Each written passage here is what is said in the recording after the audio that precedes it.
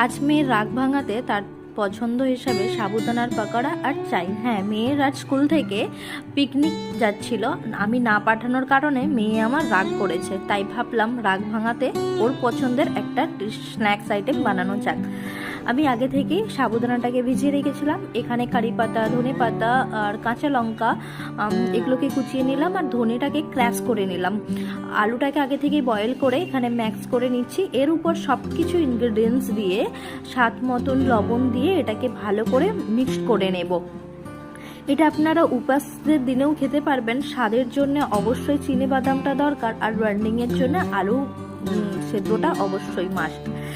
আর হ্যাঁ, যেটা বলছিলাম, উপাসের দিনেও আপনারা এটা খেতে পারবেন, খুবই টেস্টি হয়, যদিও হেলদি তো না তেলের জন্য। আর এখানে অনেকটা আদা কুচি, গোলমরিচ আর এলাইচি দিয়ে একটা আদরক বালি চাই বানিয়ে ফেললাম। আপনাদেরকে কেমন লাগলো জানা।